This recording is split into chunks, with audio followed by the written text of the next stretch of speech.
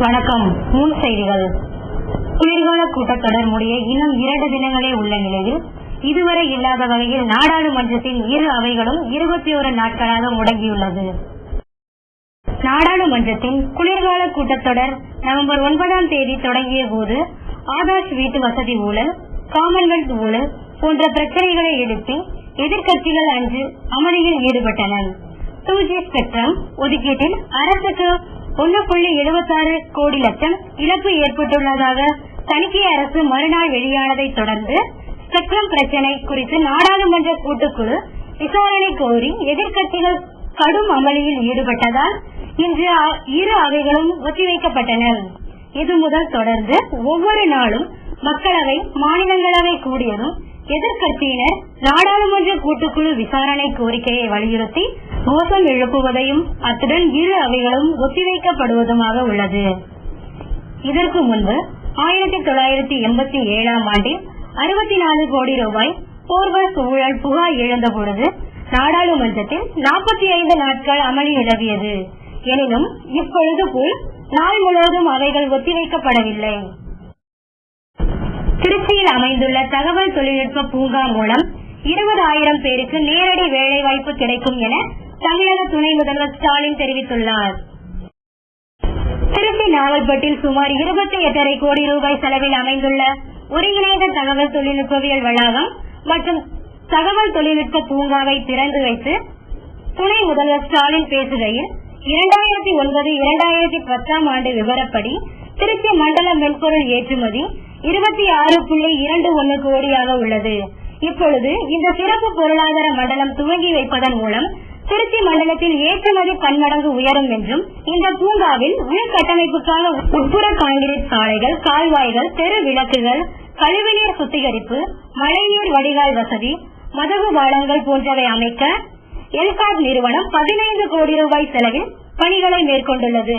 இவ்வளாகத்தில் 63,000 சதுர அடியில் 11 கோடி ரூபாய் செலவில் 2 அடுக்கு கொண்ட தகவல் தொழில்நுட்ப கட்டடம் கட்டப்பட்டுள்ளது.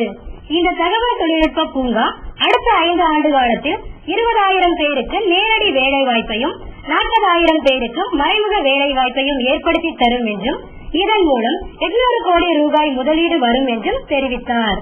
மேலும் அவர் பேசுகையில், தொலைத்தொடர்பு துறையின் தரம் விரிவடைந்திருக்கின்ற இந்த மாவட்டத்தில் தகவல் தொழில்நுட்பத்துறை சிறப்பாக வளர்ச்சியடையும் என்றும், 2008-2009ஆம் ஆண்டுகளில் 3ஆம் இடத்தில் இருந்த தமிழகம் இப்பொழுது 2ஆம் இடத்தில் இருந்திருக்கிறது. இந்தியாவினுடைய மென்பொருள் ஏற்றுமதியில் தமிழ்நாட்டினுடைய பங்கு 17% ஆகும் என்றும், இனிமேல் நாட்டின் மகளிர் சுய உதவி குழு துணை இல்லாமல் எந்த காரியமும் செய்துவிட முடியாது, அதிலே வெற்றியும் காண முடியாது என்றும் தெரிவித்துள்ளார். இந்நிகழ்ச்சியில் அமைச்சர்கள் KN நேரு, செல்வராஜ், பூங்கோதை, மாவட்ட ஆட்சித்தலைவர் மகேசன், காசிராஜன் மற்றும் சட்டமன்ற உறுப்பினர்கள் உள்ளிட்ட பலர் கலந்து கொண்டனர். இப்போது இந்த சிறப்பு பொருளாதார மண்டலம் துவக்கி வைப்பதன் மூலமாக திருச்சி மண்டலத்தினுடைய ஏற்றுமதி பன்மடங்கு உயரக்கூடிய ஒரு நிலை இன்றைக்கு வந்திருக்கிறது என்பதை நாம் உறுதியோடு நாம் நினைத்து பார்க்கிறோம். அதேபோல மென்பொருள் ஏற்றுமதி மூலமாக ஈரோடு மாவட்டம் மொடக்குறிச்சி ஒன்றியத்தில் உள்ள பழுதடைந்த சாலைகளை சரி செய்ய கோரி போராட்டம் நடத்திய பொதுமக்களை காவல்துறையினர் கைது செய்துள்ளனர். ஈரோடு மாவட்டம் மொடக்குறிச்சியில் உள்ள 46 புதூர் பஞ்சாயத்திற்குட்பட்ட 10க்கும் மேற்பட்ட கிராமங்களுக்கு செல்லும் சாலை சுமார் 1.5 கிலோமீட்டர் தூரத்திற்கு மிகவும் சேதமடைந்துள்ளது. இந்த சாலையை செப்பனிட கோரி அப்பகுதி மக்கள் பலமுறை அரசிடம் புகார் செய்தும் எவ்வித நடவடிக்கையும் எடுக்கப்படாததால் சில தினங்களுக்கு முன்பு தங்கள் எதிர்ப்பை வெளிக்காட்டும் விதமாக வீடுகளில் கருப்பு கொடி ஏற்றியிருந்தனர்.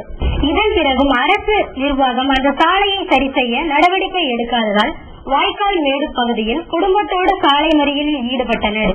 இதனால் பழனி ஈரோடு சாலையில் சுமார் 2 மணி நேரத்திற்கும் மேலாக போக்குவரத்து பாதிப்பு ஏற்பட்டது. காவல்துறையினர் மற்றும் தாசில்தார் ஆகியோர் மேற்கொண்ட சமாதான முயற்சியை அப்பகுதி மக்கள் ஏற்றுக்கொள்ளாததால் போலீசார் மறியலில் ஈடுபட்டவர்களை கைது செய்தனர். இந்த சாலையை உடனே சரி செய்யவில்லை என்றால் தங்களது ஊராட்சி மன்ற உறுப்பினர் பதவியை ராஜினாமா செய்வதாக இப்பகுதியை சேர்ந்த 6 கவுன்சிலர்கள் தெரிவித்துள்ளனர். அடுத்த கட்ட நடவடிக்கை உண்ணாவிரதம் இருக்கிற மாதிரி முடிவு பண்ணிருக்கிறோம். அதே மாதிரி கவுன்சிலர்கள் நாங்க ஒரு 5-6 பேர் ராஜினாமா பண்றோம். கலெக்டர் முன்னாடி பண்ணலான் இருக்கோம். சிறுவனை கொலை செய்து சிறுமியை பாலியல் பலாத்காரம் செய்த கொத்தனாருக்கு நாகப்பட்டினம் நீதிமன்றம் தூக்கு தண்டனை விதித்துள்ளது. நாகை மாவட்டம் சீர்காழி சட்டநாதபுரத்தைச் சேர்ந்த ராமலிங்கம் மரகதம் தம்பதியினருக்கு 2 குழந்தைகள் இருந்தனர். காலையில் வேலைக்கு சென்று மாலையில் பெற்றோர்கள் வீடு திரும்பும் வரை குழந்தைகள் இருவரும் அந்த வீட்டில் தனியாக விளையாடி கொண்டிருப்பது வழக்கம். இதை அறிந்த ஜெயக்குமார் என்கின்ற கட்டட பணியாளர் 2002ஆம் ஆண்டு அக்டோபர் மாதம் வீட்டிற்குள் புகுந்து அறிவாளை காட்டி மிரட்டி ராமலிங்கத்தின் 12 வயது பெண்ணை கற்பழித்துள்ளான். அப்பொழுது சத்தம் போட்ட சிறுவன் மணிகண்டனை கழுத்தை அறுத்து கொலை செய்ததுடன் மேலும் அந்த வீட்டில் இருந்த ராமலிங்கத்தின் உறவினர்கள் இருவரையும் அறிவாளால் வெட்டி காயப்படுத்திவிட்டு தப்பி ஓடிவிட்டான். இந்த வழக்கை விசாரித்து வந்த நாகை செஷன்ஸ் கோர்ட் நீதிபதி சதீஷ்குமார் குற்றவாளி ஜெயக்குமாருக்கு தூக்கு தண்டனை விதித்து பரபரப்பான தீர்ப்பை அளித்துள்ளார். இந்த நீதிமன்றம் போலீஸும் ஒத்துழைச்சு எனக்கு புதுக்கோட்டை டிபிசி ஒத்துழைச்சு போலீஸ் அதிகாரிகளும் செஞ்சு நீதிபதிகளும் 5 ஆயுள் தண்டனையும் அதை தொடர்ச்சியாக அவர் சிறைச்சாலை கழிக்க வேண்டும் என்று உத்தரவிடப்பட்டுள்ளது. திண்டுக்கல்லில் திமுக கட்சி அலுவலகம் மற்றும் காங்கிரஸ் விழா மேடை திடீரென தீப்பிடித்து இருந்ததால் பதட்டம் ஏற்பட்டுள்ளது. காங்கிரஸ் தலைவி சோனியா காந்தியின் 65வது பிறந்த தினத்தை முன்னிட்டு திண்டுக்கல் மாவட்ட காங்கிரஸ் கட்சியினர் எரியோடு அய்யலூர் ரோட்டில் விழா ஒன்றிற்கு ஏற்பாடு செய்து மேடை அமைத்திருந்தனர். இதையடுத்து இன்று அதிகாலை காங்கிரசார் அமைத்திருந்த விழா மேடை திடீரென தீப்பிடித்து இருந்தது. அதே சமயம் இதே பகுதியில் அமைந்திருந்த திமுக அலுவலகத்தின் மீது மண்ணெண்ணெய் ஊற்றி மர்ம நபர்கள் தீ வைத்துள்ளதால் அலுவலகத்தில் இருந்த கலர் டிவி, மீட்டர் பாக்ஸ் ஆகியவை தீயில் கருகின. ஒரே சமயத்தில் திமுக மற்றும் காங்கிரஸ் கட்சியினரை குறிவைத்து சிலர் நாட்டு வேலையில் ஈடுபட்டுள்ளதால் இப்பகுதியில் பெரும் பதட்டம் ஏற்பட்டதை அடுத்து அப்பகுதியில் போலீசார் குவிக்கப்பட்டனர். இச்சம்பவம் பற்றி அறிந்த எரியோடு பகுதி திமுக மற்றும் காங்கிரஸ் கட்சியினர் அப்பகுதியில் கூடியதால் பதட்டமான சூழல் ஏற்பட்டுள்ளது. நாங்கள் சந்தேகப்படுவதற்கு மூல காரணமே அனைத்து இந்திய அண்ணா திராவிட முன்னேற்ற கழக நண்பர்கள் தான். காரணம் என்ன என்று கேட்டால், நேற்றைக்கு காங்கிரஸ் கூட்டம் நடைபெறுகிறது. காங்கிரஸ் கட்சியினுடைய கூட்டத்தில் காங்கிரஸ் கட்சியினுடைய கொடியை மட்டும் கட்டியிருந்தோம். ஆனால் அனைத்து இந்திய அண்ணா திராவிட முன்னேற்ற கழக நண்பர்கள் எங்களுக்கும் தெரியாமல் கொண்டு தேசிய கொடியை கட்டிவிட்டு, தேசிய கொடி கட்டியிருப்பது என்பது காங்கிரஸ் கட்சியை சார்ந்தவர்களுக்கும் மற்றவர்களுக்கும் தெரியாது. ஆனால் அவர்களுக்கு மட்டும் கண்ணில் பட்டு உடனடியாக காவல்துறைக்கு சேர்ந்து தேசிய கொடியை கட்டியிருக்கிறார்கள்.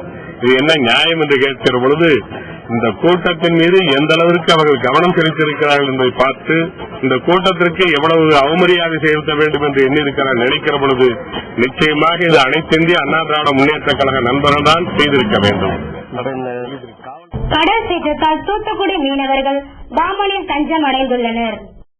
கடந்த 6ஆம் தேதி தூத்துக்குடியிலிருந்து மீன்பிடிக்க நாட்டுப்படகில் மீனவர் சிலர் கடலுக்கு சென்ற பொழுது கடல் சூறாவளி காற்றுடன் கனமழை பெய்ததால் பாம்பன் வடக்கு கடற்கரை பகுதிக்கு வந்து கரை சேர்ந்தனர். 16 நாட்டு படகுகளில் பாம்பன் கடற்கரைக்கு வந்துள்ள 46க்கும் மேற்பட்ட மீனவர்களுக்கு பாம்பன் மீனவர்கள் உணவளித்து தங்க இடமளித்து உதவியுள்ளனர். மீனவர்கள் எரிபொருள் இல்லாத காரணத்தாலும் கடல் சீற்றமாக உள்ளதாலும் தங்கள் படகுகளுடன் சொந்த ஊருக்கு திரும்ப முடியாத நிலையில் உள்ளனர். கடல் சீற்றம் காரணமாக திசை மாறி சென்ற விபரத்தை தூத்துக்குடி மீனவர்கள் தங்கள் குடும்பத்தினருக்கு தெரியப்படுத்தியுள்ளனர். விளம்பர இடைவேளைக்கு பிறகு செய்திகள் தொடரும்.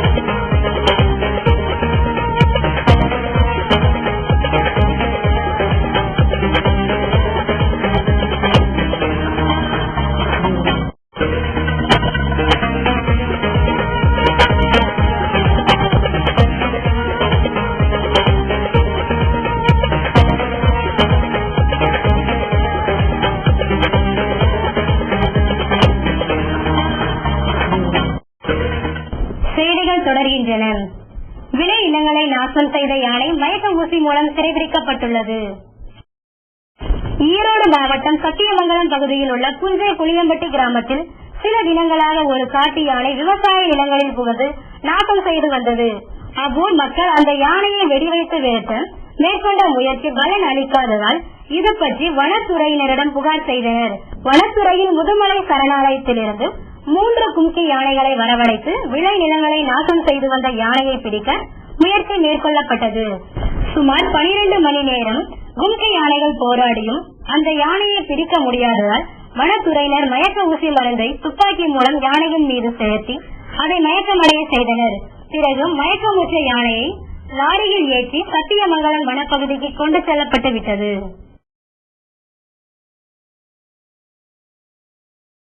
திண்டுக்கல்லில் பயங்கரவாதிகளின் தாக்குதலை முறியடிக்கும் ஒத்திகை நிகழ்ச்சியை முன்னறிவிப்பின்றி மக்கள் நடமாட்டம் அதிகமுள்ள பகுதிகளில் நடத்தியதால் நகரில் பல இடங்களில் பரபரப்பு ஏற்பட்டுள்ளது. திண்டுக்கல் பேருந்து நிலையத்தில் காரில் வந்திறங்கிய 6 பேர் கொண்ட கும்பல் திடீரென எங்கள் கோரிக்கைகளை நிறைவேற்றுங்கள் என்ற கோஷமிட்டபடி பயண கைதியான ஒருவரை பிடித்து வைத்துக் கொண்டு பொதுமக்களை நோக்கி துப்பாக்கியை காட்டி மிரட்டியது. பிறகு ஒரு வேனில் ஏறி அதன் டிரைவரை மிரட்டி தப்பியோடிய போது அந்த வேன் கலெக்டர் பங்களா காம்பவுண்ட் சுவரில் மோதி நின்றுவிட்டது. அதிலிருந்து இறங்கிய தீவிரவாதிகள் பயண கைதியை இழுத்துக் கொண்டு ஒரு பஸ்ஸில் ஏறி தப்பித்து பிறகு அருகில் இருந்த தலைமை தபால் நிலைய அலுவலகம் மாடியில் ஏறி எங்கள் கோரிக்கைகளை நிறைவேற்றுங்கள் என கோஷமிட்டனர். இதனால் தீவிரவாதிகள் ஊடுருவியுள்ளதாக நினைத்த பொதுமக்கள் பீதியுடன் ஆங்காங்கே பதுங்கி நின்று பார்த்துக் கொண்டிருந்தனர். சிறிது நேரத்தில் அதிரடிப்படை காவலர்கள் வந்து தலைமை தபால் நிலையத்தின் மீது ஏறி தீவிரவாதிகளை துப்பாக்கி முனையில் கைது செய்து கீழே அழைத்து வந்தனர். இறுதியில் திண்டுக்கல் காவல் கண்காணிப்பாளர் தினகரன் இந்த சம்பவம் தீவிரவாதத்திற்கென ஒத்திகை என்று தெரிவித்த பிறகே பொதுமக்களிடம் அச்சம் விலகியது. இருப்பினும் பொதுமக்களில் ஒருவர் கோபமடைந்து தீவிரவாதிகளாக நடித்தவர்களை செருப்பால் அடித்த நிகழ்ச்சியும் நடந்தது. இந்த நிகழ்ச்சியால் 2 மணி நேரம் திண்டுக்கல் முழுக்க பெரும் பரபரப்பு காணப்பட்டது. எப்படி அவங்களை எதிர்கொள்றது, எப்படி மக்களை காப்பாற்றுறது, அவங்களை எப்படி பிடிக்கிறது என்பதை பற்றிய ஒரு ஒத்திகை பயிற்சி இப்போ நடைபெற்றது. இதுல 5 தீவிரவாதிகள்ல 2 தீவிரவாதிகளை பிடிச்சிருக்கிறோம். மீதி 3 தீவிரவாதிகள் ஒரு காரண தப்பி இருக்காங்க. அவங்க பிடிப்பதற்கான ஏற்பாடுகள் நடந்திருக்கிறது. அதே சமயத்துல இந்த ஒத்திகை பயிற்சி பொதுமக்களுக்கு பாதிப்பு இருக்கக்கூடாது என்பதற்காக அவங்களுக்கு முன்னாடி சொல்லிட்டு அனௌன்ஸ் பண்ணிட்டு இந்த ஒத்திகை பண்ணியிருக்கிறோம். இந்த ஒத்திகையில நாங்க எதிர்பார்த்ததை விட குயிக்கா போலீஸ் ரியாக்ட் பண்ணி தீவிரவாதிகளை பிடிச்சிருக்காங்க. அதே மாதிரி அதிரடி படையும் விரைந்து செயல்பட்டு தீவிரவாதிகளை பிடிச்சிருக்காங்க. ஒரு சில தவறுகள் மட்டும் நாங்கள் கண்டுபிடிச்சிருக்கோம். அதெல்லாம் சரி பண்றதுக்கான நடவடிக்கைகள் இருக்கு. சென்னையில் திடீரென தீப்பற்றி எரிந்த பேருந்தில் இருந்த பயணிகள் அதிர்ஷ்டவசமாக உயிர் தப்பியுள்ளனர். சென்னை பிராட்வேயில் இருந்து கூடுவாஞ்சேரி சென்று கொண்டிருந்த மாநகர பேருந்து ஆலந்தூர் சிமெண்ட் ரோடு சிக்னல் அருகே நின்று கொண்டிருந்த போது திடீரென்று எஞ்சின் முன்பகுதியில் தீப்பற்றி எரிய தொடங்கியதை பார்த்த பேருந்து ஓட்டுநர் அப்பேருந்தை நிறுத்திவிட்டு ஓடியுள்ளார். பயணிகள் அனைவரும் அதிர்ஷ்டவசமாக உயிர் தப்பியுள்ளனர். இச்சம்பவத்தால் அவ்வழியாக சென்று கொண்டிருந்த வாகனங்கள் அனைத்தும் சிறிது நேரம் நிறுத்தி வைக்கப்பட்டதால் அப்பகுதியில் சிறிது நேரம் போக்குவரத்து பாதிக்கப்பட்டது. இச்சம்பவம் பற்றி தீயணைப்பு நிலையத்திற்கு தகவல் அளித்ததை தொடர்ந்து தீ அணைப்பு துறையினர் விரைந்து வந்து தீயை அணைத்து பயணிகளை காப்பாற்றியுள்ளனர். G18 பஸ் வந்துச்சுங்க. வந்த பிறகு உடனே அதை பார்த்தா பேட்டரி இதுவாச்சுன்னு சொல்லிட்டாங்க. உடனே எரிய ஆரம்பிச்சிச்சு. எல்லாரும் பப்ளிக் இறங்கி ஜனங்க ஓடினாங்க. ஓடுனா உடனே பஸ் இறக்கி அணைச்சு ரொம்ப ஓவரா எரிய ஆரம்பிச்சது. புகை எதுவும் எரிஞ்சுதான் அப்படியே நிறுத்தின பிறகு கூட கண்ட்ரோல் பண்ண முடியல. அப்புறமா ஃபயர் வண்டி வந்து அணைக்க ஆரம்பிச்சிட்டாங்க. நாமக்கல் மாவட்டம் புதுச்சத்திரத்தில் ஐயப்ப பக்தர்கள் சென்ற வேன் மீது 2 சக்கர வாகனம் மோதி தீப்பிடித்து எரிந்ததில் ஒருவர் கருகி உயிரிழந்துள்ளார். நாமக்கல் மாவட்டத்தில் நவனி வெள்ளாளப்பட்டியைச் சேர்ந்த விவசாயி பழனிசாமி புதுச்சத்திரம் செல்வதாக தனது டிவிஎஸ் மொபைலில் நவனி வெள்ளாளப்பட்டியிலிருந்து பைபாஸ் பாலத்தினை கடந்து சென்ற பொழுது எதிரே வந்த வேன் பயங்கரமாக மோதியது. சிங்களாந்தபுரத்தை சேர்ந்த ஐயப்ப பக்தர்கள் 30 பேர் பயணம் செய்த இந்த வேனின் மீது மோதிய வேகத்தில் 2 சக்கர வாகனத்தின் பெட்ரோல் டேங்க் உடைந்து தீப்பிடித்து எரிந்ததில் விபத்தில் பயணம் செய்த பழனிசாமி உடல் கருகி அங்கேயே இறந்து போனார். இந்த விபத்து குறித்து புதுச்சத்திரம் காவல் நிலைய உதவி காவல் ஆய்வாளர் சுபாஷ் வழக்கு பதிவு விசாரணை நடத்தி வருகிறார். தேர்தல் வாக்குறுதிகள் அனைத்தும் நிறைவேற்றப்பட்டுள்ளதால் மக்களை சந்திப்பதில் எங்களுக்கு எந்த தயக்கமும் இல்லை என்று துணை முதல்வர் மு க ஸ்டாலின் தெரிவித்துள்ளார். தஞ்சை மாவட்டம் சேதுவாசத்திரம் அருகே முடச்சிக்காடு கிராமத்தில் 2.5 கோடி ரூபாயில் கட்டப்பட்டுள்ள புதிய சமத்துவபுரத்தை துணை முதல்வர் மு க ஸ்டாலின் திறந்து வைத்து பேசும்பொழுது, முதல்வர் கருணாநிதியின் சிறப்பான செயல் திட்டத்திற்கு சமத்துவபுரங்களே சாட்சியாக திகழ்கின்றன. சாதி மத வேறுபாட்டை கடந்து ஒற்றுமை உணர்வுடன் அனைவரும் வாழ தந்தை பெரியார் அண்ணா வழி நின்று முதல்வர் ஆட்சி நடத்தி வருகிறார் என்றும், கடந்த 96ஆம் ஆண்டு முதல்வர் கருணாநிதியால் சமத்துவபுர திட்டம் துவங்கப்பட்டு 2001ஆம் ஆண்டு வரை 145 இடங்களில் சமத்துவபுரங்கள் திறந்து வைக்கப்பட்டுள்ளன.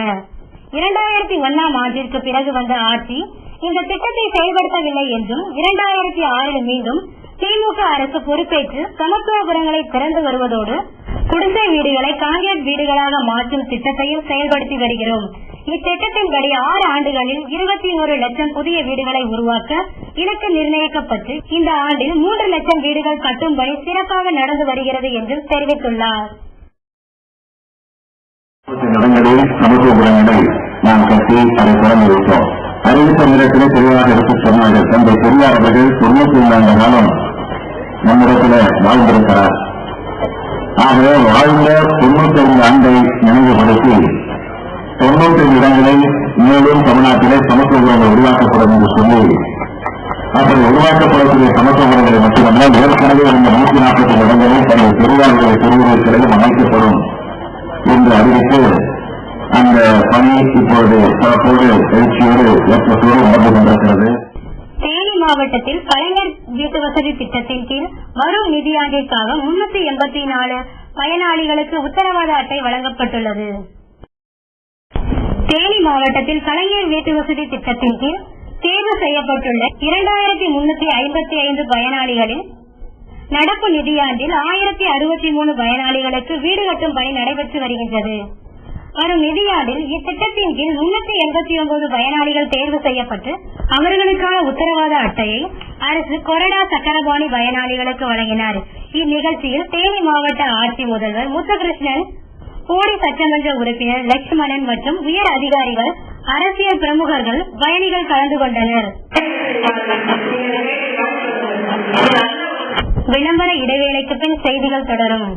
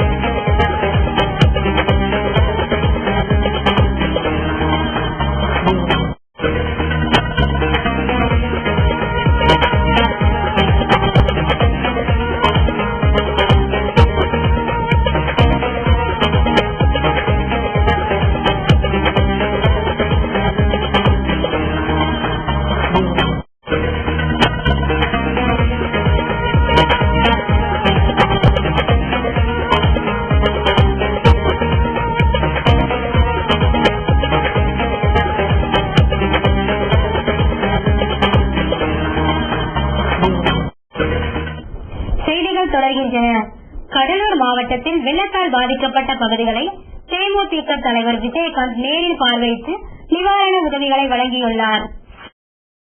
தமிழகத்தில் பெய்த கனமழையால் அதிகம் பாதிக்கப்பட்ட கடலூர் மாவட்டத்தில் சிதம்பரம் மற்றும் காட்டு மன்னார்குடி பகுதிகளில் தேமுதிக தலைவர் விஜயகாந்த் சுற்றுப்பயணம் செய்து பாதிக்கப்பட்ட பகுதிகளை நேரில் பார்வையிட்டார். வெள்ளத்தால் பாதிக்கப்பட்ட குமராட்சி, நந்திமங்கலம், திருநாரையூர் மற்றும் சிதம்பரம் நகராட்சி பகுதிகளில் உள்ள மக்களுக்கு சுமார் 1 லட்சம் ரூபாய் மதிப்பிற்கு அரிசி, பருப்பு, உடைகள் ஆகியவற்றை வழங்கி ஆறுதல் கூறியுள்ளார். செம்பரம்பாக்கம் புழல் ஏரியிலிருந்து திறந்துவிடப்பட்ட உபரி நீர் காரணமாக அப்பகுதி வீடுகளில் வெள்ளம் சூழ்ந்துள்ளது. கடந்த சில நாட்களாக பெய்து வரும் தொடர் மழையால் செம்பரம்பாக்கம் ஏரிக்கு நீர்வரத்து அதிகரித்து ஏரியின் நீர்மட்டம் வேகமாக உயர்ந்து அதன் முழு கொள்ளளவை எட்டியது. தொடர்ந்து வினாடிக்கு 1528 கன அடி என்ற அளவில் கிருஷ்ணா நதி நீர் கால்வாய் வழியாக ஏரிக்கு நீர் வந்ததால் 3வது மதகு வழியாக ஏரியில் இருந்து உபரி நீர் திறந்துவிடப்பட்டுள்ளது. செம்பரம்பாக்கம் ஏரியில் இருந்து திறந்துவிடப்பட்ட உபரி நீர் சிறுகளத்தூர், காவலூர், திருமுடிவாக்கம், மறுமலைமேடு, திருநீர்மலை ஆகிய பகுதிகள் வழியாக அடையாறு ஆற்றில் கலக்கிறது. இதுபோல் புழல் ஏரி அதன் முழு கொள்ளளவை எட்டியதால் உபரி நீர் திறந்துவிடப்பட்டுள்ளதால் தண்டல்கழலி சாமியார் மடம் பகுதியில் உள்ள வீடுகளுக்கு வெள்ள நீர் புகுந்தது. அப்பகுதியில் 50க்கும் மேற்பட்ட வீடுகளில் வசிப்போர் அங்குள்ள திருமண மண்டபத்தில் தங்க வைக்கப்பட்டுள்ளனர். இன்றைய பங்குச்சந்தை நிலவரம். இந்திய பங்குச்சந்தை இன்று உயர்வை சந்தித்தது. மும்பை பங்குச்சந்தையான சென்செக்ஸ் 266.53 புள்ளிகள் உயர்ந்தது. 19,508.89 புள்ளிகளில் நிறைவடைந்தது. தேசிய பங்குச்சந்தையான நிப்டி 90.85 புள்ளிகள் உயர்ந்து 5,857.35 புள்ளிகளாக முடிவடைந்தது. இன்றைய தங்கம் மற்றும் வெள்ளி விலை நிலவரம். தங்கம் விலை இன்று சற்றே அதிகரித்துள்ளது. 22 கேரட் தங்கம் கிராம் ஒன்றின் விலை ரூபாய் 1910. நேற்றைய விலையை விட இன்று கிராமுக்கு 5 ரூபாய் அதிகரித்துள்ளது. ஒரு பவுன் தங்கம் ரூபாய் 15,280 விற்கப்படுகிறது. 1 கிராம் வெள்ளியின் விலை ரூபாய் 46.70 காசுகள். இத்துடன் 3 செய்திகள் நிறைவடைந்தது. மீண்டும் செய்திகள் நாளை இரவு 8:30 மணிக்கு. வணக்கம்.